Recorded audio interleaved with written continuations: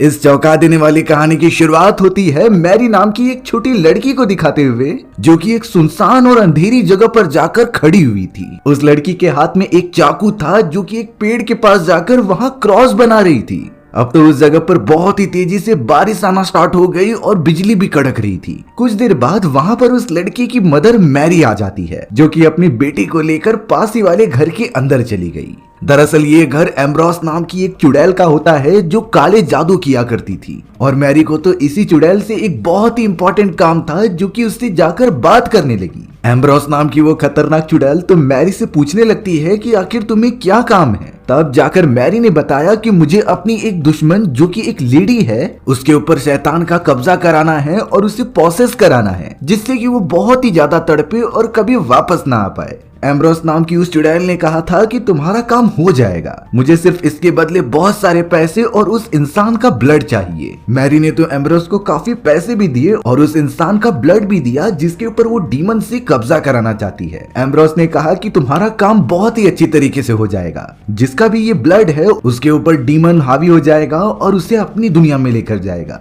साथ ही साथ Ambrose Mary को एक तलवार भी देती है और कहती है कि जब वो डीमन उस इंसान के ऊपर हावी होकर अपना कमाल करने लगेगा तो तुम्हें उस तलवार की मदद से उसके गले पर निशान बनाना होगा, जिससे कि वो कभी डीमन की दुनिया से वापस ना आ पाए। मैरी ने पूछा कि आखिर मुझे पता कैसे चलेगा कि वो डीमन के कब्जे में है। एम्ब्रोस बताती है कि इसका सिर्फ एक ही क्लू है कि वो डीमन जो उसके अंदर है वो अपने नुकीले हाथ उसके मुंह से बाहर निकालने लगेगा। इसका मतलब ये होगा कि वो लेडी डीमन के कब्जे में हो चुकी है। अब यहाँ पर अपना रिचुअल पूरा करने के लिए और डीमन को बुलाने के लिए वो लेडी जिसका नाम एम्ब्रोस था, वो तो उस ब्लड को पीकर सारी चीजें स्टार्ट कर देती है। मैरी भी वहीं पर बैठी हुई थी जो ये सारी चीजें देख रही होती है। हालांकि एम्ब्रोस नाम की उस चुड़ैल ने रिचुअल तो कंप्लीट कर दिया था, लेकिन अब पता नहीं क्यों वहां की सारी कैंडल्स बुझ गई और एम्ब्रोस की बॉडी में कुछ चेंजेस होने लगी। उसे काफी दर्द के कारण काफी चिल्लाने भी लगी होती है और एम्ब्रोस को पता ही नहीं चल रहा था कि ऐसा उसके साथ क्यों हो रहा है। फिर जाकर ये एक सच्चाई रिवील हुई कि जो ब्लड मैरी ने उसे दिया था वो किसी और का नहीं बल्कि एम्ब्रोस का ही था। यानी कि मैरी ने एम्ब्रोस को उसका ही ब्लड दे दिया जिसके ऊपर अब डीमन हावी होने वाला है।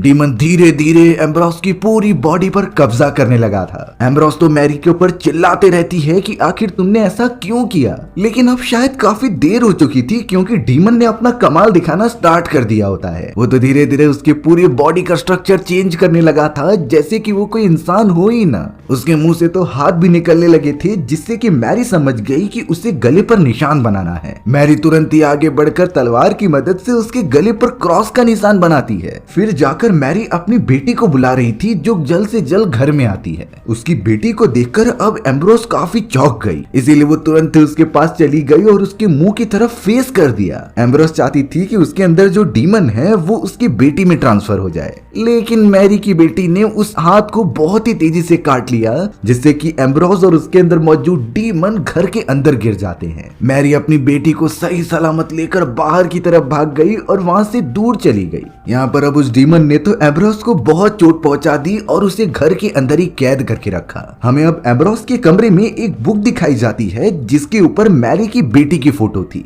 जिससे कहीं ना कहीं ये पता चल रहा था कि शायद एम्ब्रोस ने मैरी की बेटी के साथ कुछ गलत किया था, जिसकी वजह से अब उस बच्ची की मदर मैरी और वो दोनों मिलकर एम्ब्रोस से बदला ले रहे थे। आखिर ये खतरनाक दुर्घटना क्या थी ये तो हमें कुछ समय में पता चल ही जाएगा। अब यहाँ सीन थोड़ा सा फ्लैशबैक में चला जाता है और हमें 3 महीने पहले का समय दिखाया जा रहा था। यहाँ पर एली नाम की एक लड़की बहुत ही ज्यादा उदास बैठी हुई थी। इस बात से वो एकदम डिस्टर्ब हो जाती है, इसीलिए अब अपना वो घर बेच रही थी ताकि वो इन सारी चीजों से दूर जाकर शहर में रहे। एली जब यहाँ पर अपने घर में डिनर बना रही थी तभी उसे म्यूजिक प्लेयर की आवाज आती है जो उसकी मदर की फेवरेट सॉन्ग हुआ करती, लेकिन एली ने तो इस म्यूजिक प्लेयर को ऑन ही नहीं किया था। वो जाकर जैसे ही बंद करती है तभी अचानक वो थोड़ा सा चौंक गई, क्योंकि अपनी और अपनी मदर की फोटो फ्रेम को उसने नीचे की तरफ रखा था पर वो फोटो फ्रेम किसी ने खड़ा कर दिया। अब इन सारी चीजों को एली एक एक कोइंसिडेंस मानती है और अपने काम में बिजी हो जाती है। एली जब यहाँ पर घर की साफ सफाई कर रही थी तभी उसे कुछ फोटो एल्बम्स मिली जिसमें उसकी और उसके फैमिली की फोटोज होती हैं, पर किसी ने जानबूझकर उस पूरे फोटोज को खराब कर दिया था। कई फोटोज फटे हुए थे तो कई फोटोज के चेहरों पर निशान बने थे। आखिर ये उसके साथ क्या हो रहा है एली को नहीं समझता।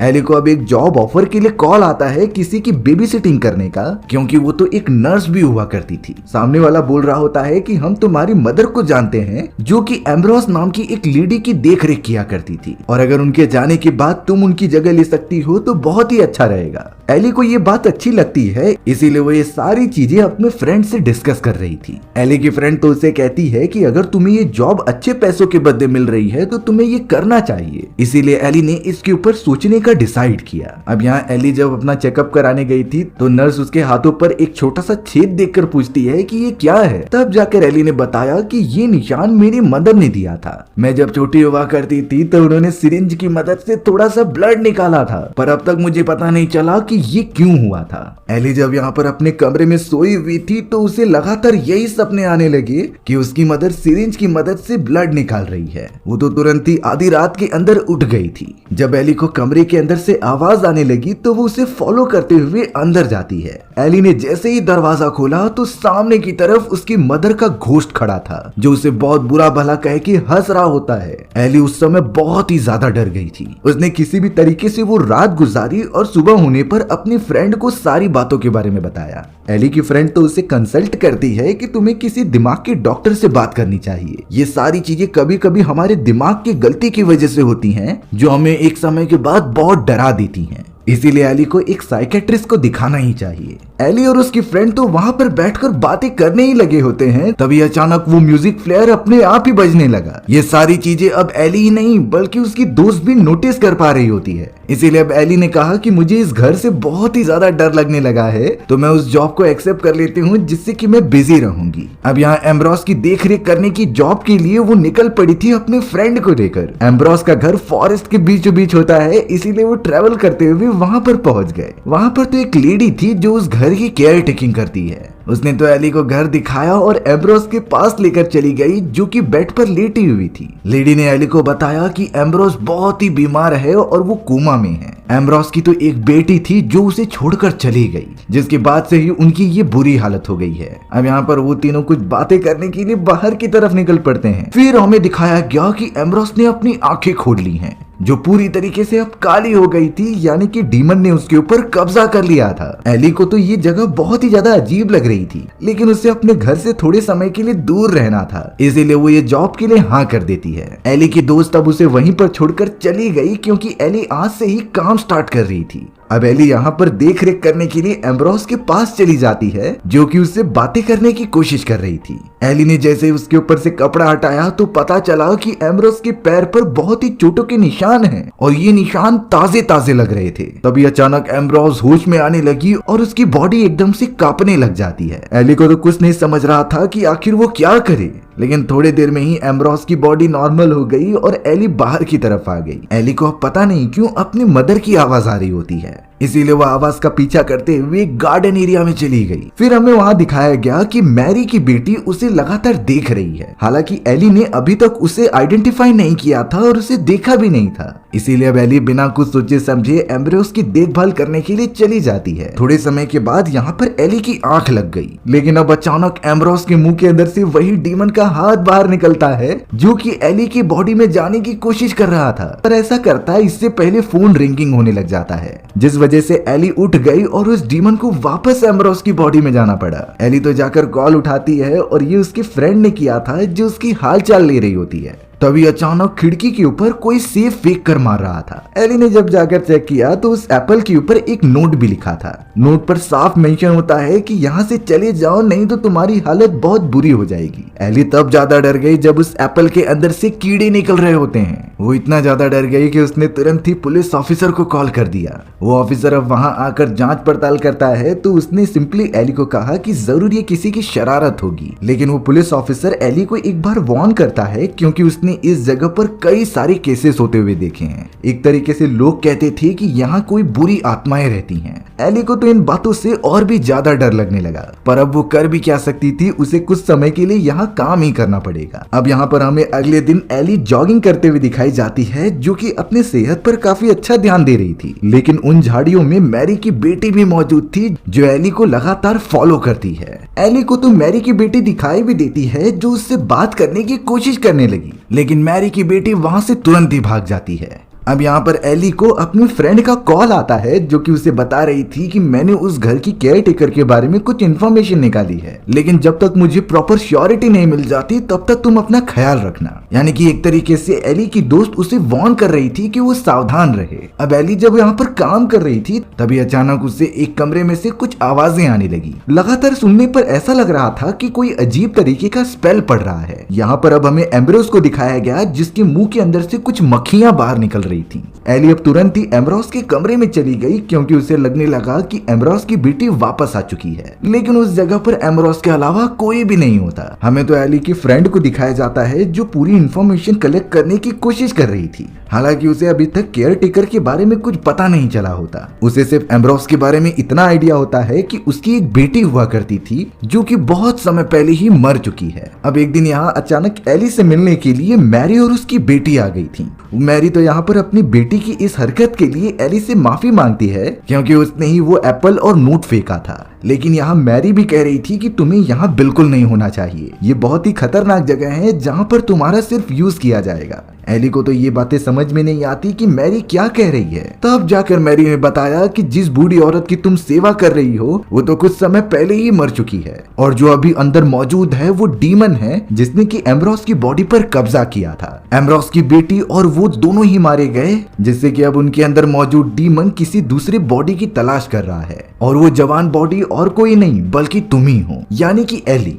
एली तो अब मैरी को पागल कहने लगी थी, क्योंकि वो इसके ऊपर भरोसा ही नहीं करती। मैरी तो ये बताने लगी कि मेरी बेटी भी यही इन्फॉर्म कर रही थी और तुम्हें यहाँ से जाने के लिए कह रही थी, क्योंकि तुम्हारी जान को यहाँ पर खतरा है। एली अब इतना ज्यादा गुस्सा हो गई कि वो पुलिस ऑफिसर को बुलाने के लिए बात करती है। एली का मानना था कि अगर तुम्हारी बेटी इतनी ज्यादा मेरी फिक्र करती है, तो वो मुझे डायरेक्ट क्यों नहीं बोलती। फिर मैरी ने बताया कि मेरी बेटी की जुबान ही नहीं है, जिससे कि वो कुछ बोल ही नहीं सकती। दरअसल ये चीजें तो पैदाइशी थी और उसके पास अपनी टंग शुरुआत से ही नहीं होती। लेकिन मैरी को लगता था कि ये सारी चीजें एक कर्ज की वजह से हुई हैं। यहाँ पर मैरी उसे समझाती है कि मेरे हस्बैंड कुछ समय पहले एम्ब्रोस की बेटी से प्यार किया करते थे, लेकिन बाद में जब उन्हें रियलाइज हुआ तो उन्होंने एम्ब्रोस की बेटी को छोड़ दिया। इस बात से एम्ब्रोस की बेटी ने खुदकुशी कर ली थी, जिससे कि एम्ब्रोस अपनी बेटी का बदला लेने के लिए मेरे हस्बैंड और मेरी पूरी फैमिली पर कर्ज लगा देती है। यही रीजन था कि मेरे हस्बैंड मारे गए और मेरी बेटी की शुरुआत से ही टंग नहीं थे। कहीं न कहीं मैरी को लगता है कि उस डीमन का थोड़ा सा पार्ट अभी भी उसकी बेटी में मौजूद है, और इसी वजह से मैरी एली को बता रही थी कि तुम्हें यहाँ से चले जाना चाहिए। पर एली इस तरीके से तो नहीं जा सकती। मैरी तो एली को फिर से बता रही थी कि तुम्हें यहाँ से चले जाना चाहिए। एम्ब्रोस ने अपनी जिंदगी में बहुत सारे गलत काम किए हैं, इसीलिए अब डीमन उसके ऊपर हावी हो चुका है। मैरी ने ये तक बताया कि मेरी एक और बेटी हुआ करती थी, पर इसी श्राप के कारण वो पैदा होने के कुछ महीनों के अंदर ही मारी गई, और मैरी बिल्कुल भी नहीं चाहती थी कि इसका असर उसकी दूसरी बेटी पर पड़े। इसीलिए अपने हस्बैंड के मरने के बाद उन लोगों ने खुद मिलकर एम्ब्रोस को डीमन के चक्कर में फंसा दिया। मैरी यहाँ पर वही बात कर रही होती है जो हमें कहानी की शुरुआत में दिखाया गया था, और उसने एम्ब्रोस के ब्लड से ही उसे ही कर्ज कर दिया। जब तक डीमन एम्ब्रोस के बॉडी में है, तब तक हमारे ऊपर कर्ज पूरी तरीके से हट चुका है, लेकिन इसका डर आज भी बना रहता है कि कहीं वो आजाद होकर वापस ना आ जाए। इसी वजह से मैरी बार बार एली को कह रही थी कि तुम यहाँ से चले जाओ, नहीं तो एक समय बाद वो तुम पर हावी हो जाएगी। एली यहाँ पर कंफ्यूज हो चुकी थी कि वो किसकी बात माने। उसे तो एक समय पर मैरी की बातें एकदम झूठी लग रही थी। अब हमें यहाँ एली के दोस्त को दिखाया जाता है, जिसे एक सच्चाई पता चली। वो तो देखती है कि वो केयर टेकर और कोई नहीं बल्कि एम्ब्रोस की वही बेटी है, जिसके बारे में बातें चल रही थी कि वो मर चुकी है। यानी कि उस जगह पर कुछ न कुछ तो गलत होने वाला है। एली की दोस्त तो अब तुरंत ही निकल पड़ी थी घर की तरफ, ताकि वो अपनी फ्रेंड एली को बचा सके। वो तो बार बार उसे कॉल करते जा रही होती है, लेकिन उसका कॉल ही नहीं लग रहा था। यहाँ घर की तरफ एली बार बार कमरे के अंदर चेक करने आती है कि कहीं उस बूढ़ी औरत के बॉडी में सच में कुछ ऐसी बातें तो नहीं है। लेकिन उससे तो कुछ भी नहीं पता चल रहा था। लेकिन अब की बार एली जब एम्ब्रोस के गले पर क्रॉस का निशान देखती है तो उसे समझ में आ गया कि शायद मैरी सही कह रही थी। एली तो अब वहां से जाने की कोशिश करती है पर किसी ने दरवाजा लॉक कर दिया था। तभी अचानक पीछे से एली की मदर का भूत आ जाता है जिसने कि एली को डराना स्टार्ट कर दिया। फिर हमें दिखाया गया कि एम्ब्रोस के मुंह के अंदर से वही डीमन अपना हाथ बाहर निकाल रहा है। एली तो एकदम डर के मारे जोर से चिल्लाने लगी, लेकिन वहां पर उसे बचाने वाला कोई भी नहीं होता। एली की फ्रेंड तो लगातार उसे मैसेज करते हुए कॉल भी कर रही थी और वो तो अपनी कार की मदद से एली के घर पर भी जा रही होती है। पर तभी अचानक एली की तरफ से रिप्लाई आता है जो एक्चुअली में वो वहां पर थी ही नहीं, यानी कि कोई और है जो एली के अकाउंट से उसके फ्रेंड को रिप्लाई दे रहा है। वो तो कहने लगी कि मैं अपने पुराने घर पर मौजूद हूँ। इसी वजह से एली की फ्रेंड अपनी कार घुमाती है और सीधा एली के पुराने वाले घर की तरफ जाने लगती है। यहाँ पर एली जब इससे पहले कमरे के अंदर घुसने वाली थी तो वो जमीन के अंदर एक सीक्रेट प्लेस देखती है। एली तो धीरे धीरे उसके अंदर चली गई और वहाँ पर कई सारे काली जादू की चीजें रखी गई थी। थोड़ा आगे बढ़ने पर वहाँ एक बुक भी दिखाई देती है जो कि डीमन की बुक थी और इसी बुक की मदद से एम्ब्रोस काली जादू किया करती थी। बुक को ओपन करके देखने पर उसके अंदर कई सारे लोगों की फोटोज होती हैं जो विक्टिम थे और इनके ऊपर एम्ब्रोस ने काला जादू किया था। उसके अंदर तो मैरी की बेटी और उसके हस्बैंड की भी फोटो होती है। एली ने तो वहाँ साइड में एक छोटा सा ट्यूब भी देखा जिसके अंदर ब्लड रखा हुआ था, वो भी एली का। ये देखकर एली बहुत ही डर गई और उससे गलती से वो ट्यूब नीचे गिर गया। यहाँ एली की फ्रेंड सीधा उसके घर पर पहुंच गई थी, पर वहाँ पता चला कि उस जगह पर तो वो केयर टेकर है जिसने की मैसेज करके एली की फ्रेंड को यहाँ बुलाया। तब जाकर एली की फ्रेंड को सब समझ में आ जाता है। लेकिन अब अचानक उस केयर टेकर ने तुरंत ही चाकू निकाला और एली की फ्रेंड के ऊपर हमला कर दिया। वो बहुत ही ज्यादा घायल हो गई थी और एक बॉटल की मदद से सीधा केयर टेकर के सर पर हमला कर देती है। एली की फ्रेंड अपनी जान बचाकर भाग ही रही थी, लेकिन केयर टेकर उसे पकड़कर अंदर खींच लेती है। दोनों के बीच एक घमासान लड़ाई होने लगी। वहीं अब यहाँ घर के अंदर एली पुलिस ऑफिसर को बुला लेती है,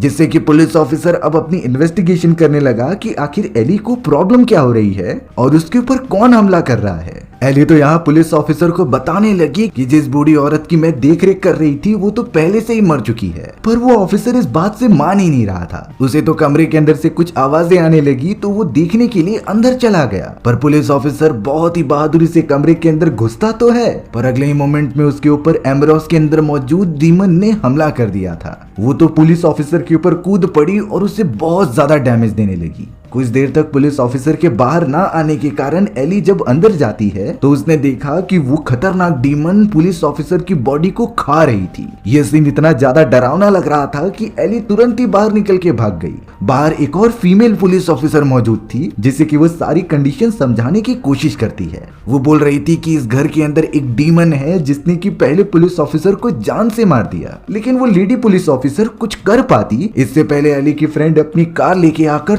तुरंत ही पुलिस ऑफिसर की बॉडी से टकरा देती है। लेडी पुलिस ऑफिसर बहुत बुरी तरीके से वहीं पर मारी गई। हालांकि एली की फ्रेंड एकदम सही सलामत थी। एली तो अब यहाँ पर अपनी फ्रेंड को कार में से बाहर निकालने के लिए चली गई और उसके लिए काफी फिक्र करने लगी, लेकिन उसे क्या पता कि ये एली की फ्रेंड नहीं है बल्कि ये तो वही केयर टेकर थी जिसने की एली की फ्रेंड को जान से मार दिया और उसके चेहरे को ऊपरी परत को लगाकर एक मास्क बना दिया था। एली ये देखकर एकदम चौंक जाती है, लेकिन अब केयर टेकर यानी कि एम्ब्रोस की बेटी ने एली को मारकर बेहोश कर दिया। एली जब यहाँ पर थोड़ी देर बाद अपनी आंखें खोलती है तो उसके सामने एम्ब्रोस की बेटी थी जो उसका ब्लड निकाल रही होती है। एम्ब्रोस की बेटी ने एली को साफ साफ बताया कि कई साल पहले तुम्हारी मदर अपने हस्बैंड के ऊपर जादू कराने के लिए यहाँ पर आई थी, लेकिन उनके पास ज्यादा पैसे ना होने के कारण उन्होंने जानबूझकर तुम्हारा ब्लड हमें दे दिया क्योंकि कभी न कभी ये ब्लड हमारे काम आएगा। हालांकि वो सारे प्रोसेस के बाद तुम्हारी मदर ने अपने हस्बैंड को मार तो दिया, लेकिन वो इस सदमे को बर्दाश्त नहीं कर पाई और उन्होंने अपनी जान दे दी।